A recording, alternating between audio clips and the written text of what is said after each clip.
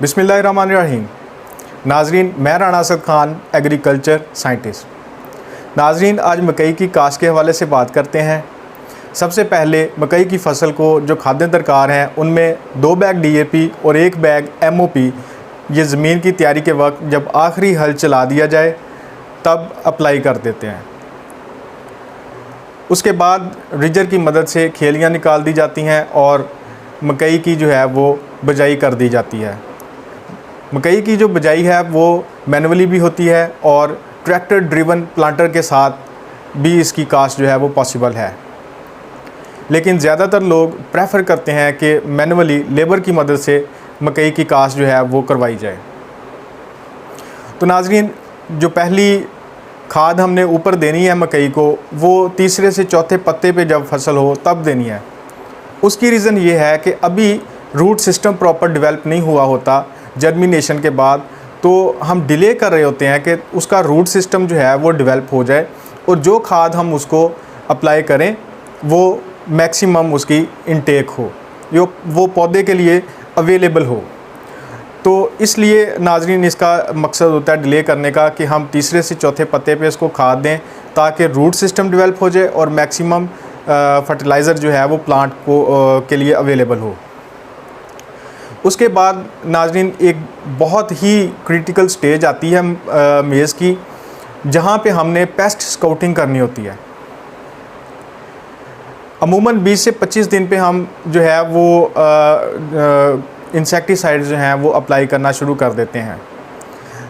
अगर तो seed treatment अच्छी तरह किया हुआ है, प्रॉपर हर दाने को जो केमिकल है वो अप्लाई हुआ है इंसेक्टिसाइड्स का, तो फिर तो जर्मिनेशन के बाद फौरी स्प्रे की ज़रूरत नहीं पड़ती। लेकिन अगर सीड ट्रीटमेंट प्रॉपर नहीं हुआ तो हमें स्प्रे जो है वो बहुत ही टाइमली जो है वो करनी पड़ती है, उसमें डिले की जो है वो गुंजाइश नहीं होती। नाज़रीन, जो एक नया कीड़ा पाकिस्तान में इंट्रोड्यूस हुआ पिछले 2 से 3 सालों में, फॉल आर्मीवर्म, सबसे ज़्यादा केयर इस इंसेक्ट की करनी पड़ती है। जैसे ही जर्मिनेशन होती है, किसान पेस्ट स्काउटिंग के लिए जो है वो तैयार हो जाते हैं ताकि जैसे ही उसका हमला हो तो कोई ना कोई इंसेक्टिसाइड यूज़ करके उसका ख़ात्मा किया जाए। नाज़रीन, उसमें बहुत सारे फार्मर्स मुझसे सवाल करते हैं कि उस इंसेक्ट को, उस कीड़े को कंट्रोल करने के लिए आपकी क्या तजावीज़ हैं। मैं पर्सनली एक फार्मर हूं और जो मेरा एक्सपीरियंस है मैं वो शेयर करूंगा।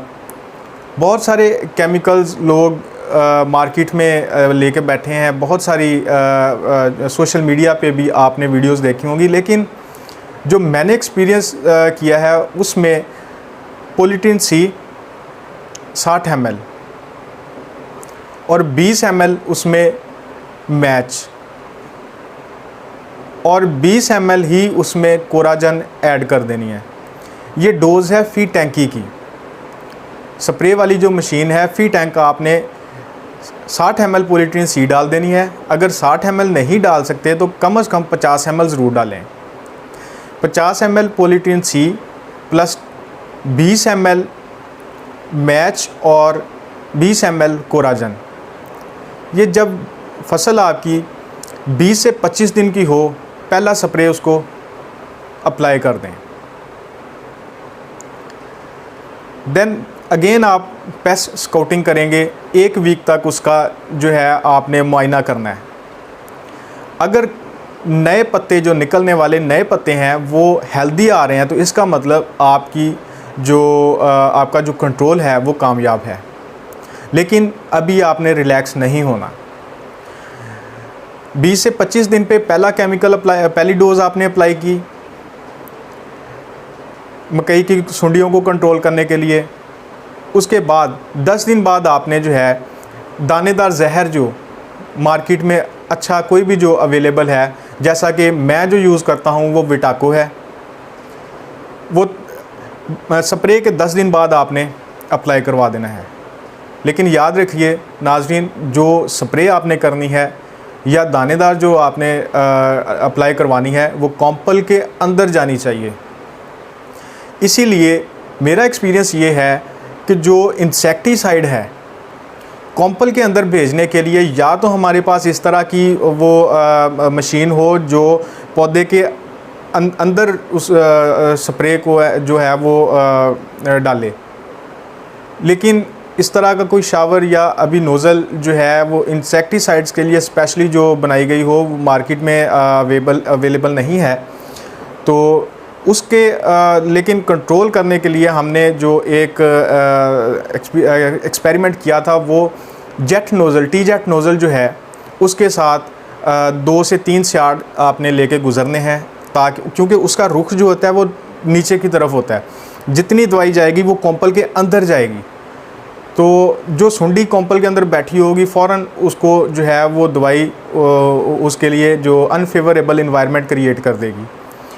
तो नाज़रीन ये पहली स्प्रे 20 से 25 दिन पे, देन स्प्रे के 10 दिन बाद आपने जो है विटाको या कोई भी दानेदार जहर जो इंसेक्टिसाइड के लिए इस्तेमाल होती है वो अप्लाई कर देनी है।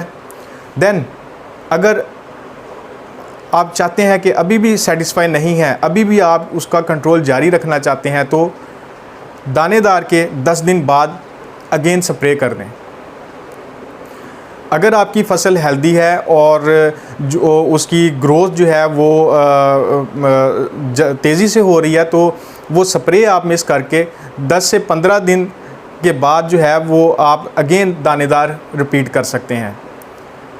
लेकिन अगर फाल आर्मी वर्म का या मकई की दूसरी सुंडियों का खदशा है, तो आपने जो प्रोटोकॉल अपनाना है वो ये है कि 20 दिन पे पहली स्प्रे, उसके बाद 10 दिन का गैप दे के आपने दानेदार जहर अप्लाई करना है कॉम्पल के अंदर। दानेदार जहर अप्लाई करने के बाद अगेन आपने 10 दिन का गैप दे के स्प्रे करनी है। वही स्प्रे, वही उसका प्रोटोकॉल जो हमने पहली स्प्रे में यूज़ किया था, 50 ml पॉलीट्रीन सी, 20 ml जो है मैच और 20 ml जो है वो कोराजन। ये फ़ी टैंकी की मैं आपको मिक़दार बता रहा हूँ, तो ये हमने अगेन रिपीट कर देनी है। देन स्प्रे के 10 दिन बाद दोबारा दानेदार का आपने जो है वो उसकी एक एप्लीकेशन जो है वो करवा देनी है, उसको आपने रिपीट करवानी है दानेदार। 2 स्प्रे इसमें आ जाएंगी, 2 ही दानेदार जो जहरें हैं वो इसके जो फाल आर्मी वर्म के कंट्रोल के लिए हैं वो आ जाएंगी। नाज़रीन उसके बाद अब बूटिंग स्टेज स्टार्ट होने वाली है। 50 से 55 दिन अमूमन जो है वो बूटिंग स्टेज के होते हैं। तो नाज़रीन बूटिंग स्टेज पे आपने पोटाश, लिक्विड पोटाश मिस नहीं करनी। किसी भी कंपनी की अच्छी जो है वो पोटाश डालें, यूरिया के साथ मिक्स करके उसको फ्लड करें। जो यूरिया की रिक्वायरमेंट है वो अमूमन हम 3 से 4 बैग जो है वो इस्तेमाल करते हैं थ्रू आउट द जो उसका लाइफ साइकिल है ना फसल का, उसमें हम 3 से 4 जो है वो यूरिया के बैग इस्तेमाल करते हैं। पहला बैग जो है वो तीसरे से चौथे पत्ते पे, फिर वो चाहिए तो हमें ये कि हम उसको स्प्लिट डोज दें। अदरवाइज़ अगर टाइम कम है तो आप जो है वो उसको फ़ी बैग एक बैग जो है वो फ़ी एकड़ आप दे सकते हैं। लेकिन अगेन मैं यहाँ पे कहूँगा यूरिया जो है आपने फसल की रिक्वायरमेंट के मुताबिक डालनी है। नाज़रीन गोब की हालत में पोटाश, बोरान और यूरिया ये आपने लाजमी अप्लाई करनी है।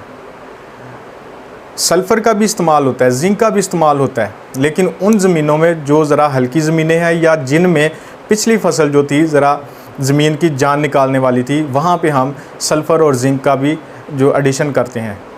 आम तौर पे जो मेरे प्रोटोकॉल में होता है, जो मैंने फर्टिलाइज़र प्लान रखा होता है, उसमें जब पहले यूरिया अप्लाई करता हूँ उसमें एक पैकेट जो है अगर 2 kg का है तो एक, अगर 1 kg का है तो 2 पैक जो हैं वो 2 पैकेट जो हैं सल्फ़र के यूरिया के अंदर मिक्स करके वो फ्लड करवा देने होते हैं। तो ये बेहतरीन एक फर्टिलाइज़र प्लान है इसका। तो नाज़रीन उसके बाद आपकी जो फर्टिलाइज़र है वो गोब की हालत में मुकम्मल हो चुकी है। तो मेन जो मकई की फसल में इशू आ रहा था वो फाल आर्मी वर्म का है। या मकई की दूसरी सुंडियाँ जो हैं उनका है। उसका कंट्रोल जो मैंने आपको बताया, अगर किसी को फिर भी कोई कन्फ्यूजन है तो नीचे कमेंट में भी पूछ सकते हैं और पर्सनली आप कॉल या मैसेज करके भी पूछ सकते हैं। तो नाज़रीन, अपनी फ़सल को बचाइए और मुल्क के लिए ज़्यादा से ज़्यादा अनाज पैदा कीजिए। अल्लाह हाफ़िज़।